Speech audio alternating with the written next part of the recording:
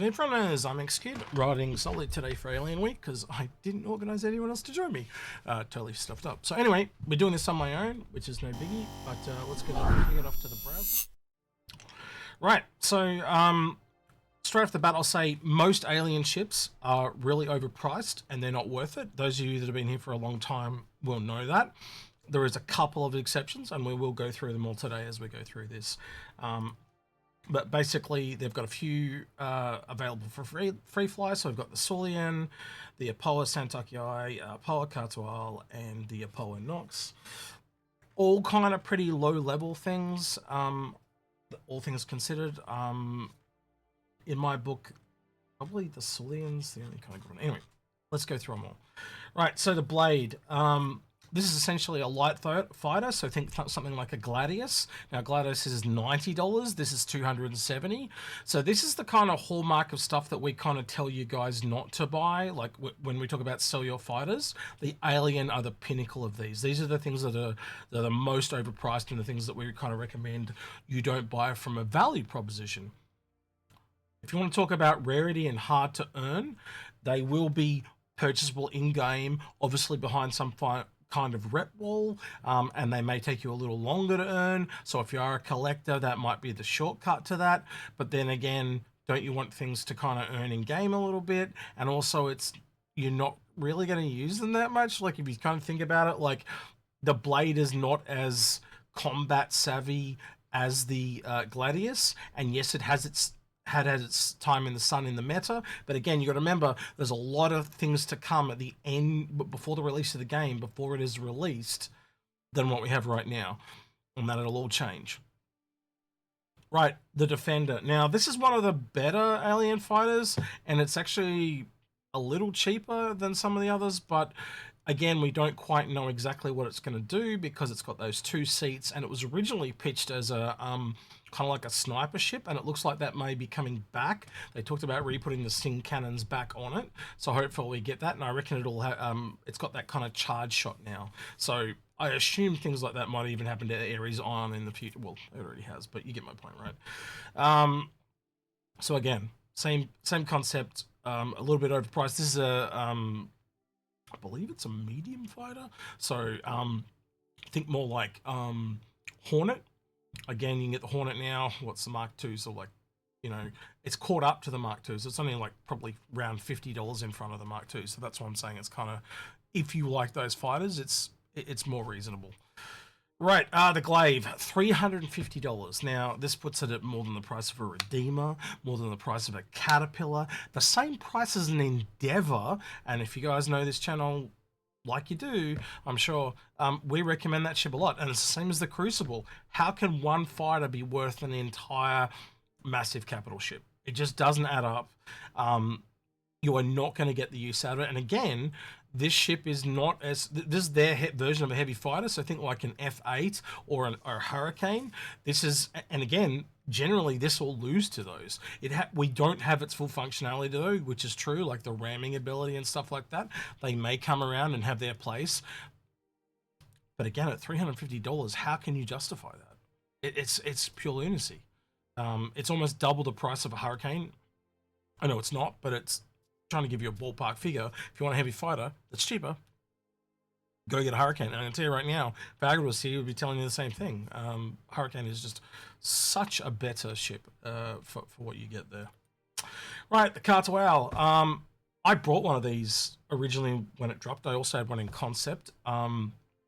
I really liked that it had 2 seats and you had that working together type thing, and then it lost the 2 seats. So I'm wondering if they will make another variant or another ship that has the 2 seats in the future. For now, it is essentially just the Xi'an light fighter, and it struggles a bit because of the massive fin. It makes it a huge attack, what do you call it, silhouette to attack, but again, it will get that sideways maneuverability that it doesn't quite have yet, because again, they don't need to work on how alien ships fly yet, so it just doesn't have those flight mechanics that it will eventually get. And it's the same for its bigger brother when they run into that, which is the Santokiai. At $170, it's crazy to say it's a cheaper alien ship, but again, if you're putting it compared to the Gladius, it's essentially $80 overpriced to get an alien variant, and I would argue the Gladius is better. Anyway, Right, the Merchman. Now, this is one of the ones that I would say that the value comes around again, being a capital ship. And the features that it's going to bring, like the shops and stuff, is essentially a cheaper version of the privateer, right? The Kraken privateer. You've got 8 shops instead of 10. You're able to land on a planet where the Kraken can land on a planet, but it's going to be costly to do so.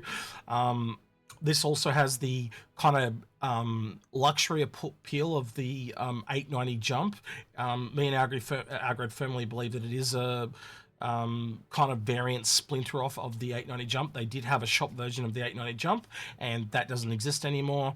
And this grew, and I think this has taken that position. And Agrid would agree with me on that if he was here.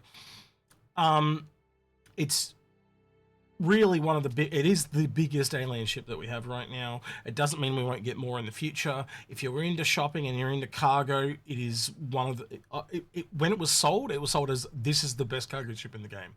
And for me, it has kind of remained that way because of the external cargo and the shops. The shops just give it an ability that none of the others have besides the privateer. Now, that doesn't mean we won't get smaller ships in the future, but it means you're going to have 2 ships to do so. So we'll see how it goes. We may get a smaller one with a small amount of cargo, but for now, this again, if you know how what we talk about, how we the earn down economy, this is the way to go. Right, the Nox. It's a vehicle. Don't buy vehicles. At $45, you can get an Aurora starter pack. Do that. Give to a friend. Makes way more sense. Right, the Prowler, really overpriced for what it is. Just to put in the ballpark, you're essentially looking at ships like the Reclaimer, that is a capital-sized salvager, versus this, which is a limited stealth dropship. You'll get more use out of something like that than you will out of this. Again, though, if any of these ships speak to you, you do you. I'm just trying to give you the FYI value proposition. The Railen. This is another one. This was the ship that we believe it was designed to replace the original concept of the Banu Merchman, because the original price of the Banu Merchman was $250. It's now crept up to $650, as you saw. But at $225 for an alien ship, if you even look at some of the other ships we looked at back here, for $5 more than a Banu Defender, you literally get a 4-person cargo ship. Right, so you're not getting the same gameplay, but this is the blockade runner of smuggling. This is designed to punch a hole through and just get that through. So this is a form of smuggling, but it's more aggressive smuggling. We don't know how the pods are really gonna, at the back of it where the cargo storage is gonna, whether it's gonna be a boon or a holdback, because they are a different form of cargo system to what the humans use. We use kind of like a square system and basically magnets and all this stuff. All the pods on the back of this are triangles. Does that limit what you can put in it? Is it all loose cargo? We have to kind of wait on that, and I'm pretty sure that's what it's gonna be, all loose cargo. But again, the way it folds up and it's kind of like a kneeling gorilla thing, it's going to be very appealing to a lot of people. I've got some CCUs to it, and I know I'm not the only one.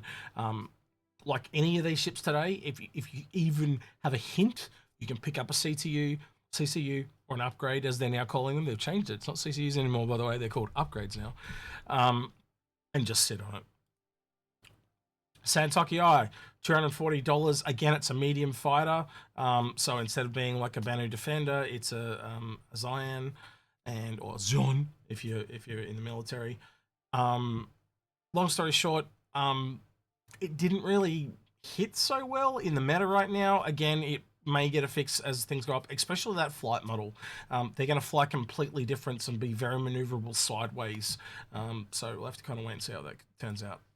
The Syulen. Now, this is the other one that I wanted to talk about. I think this is one of the best starter ships in the game for someone that is more advanced. Now, the friends that I've recommended this to, obviously it flies a little different, but the people that I've recommended this to are people that are kind of like really hardcore FPS players.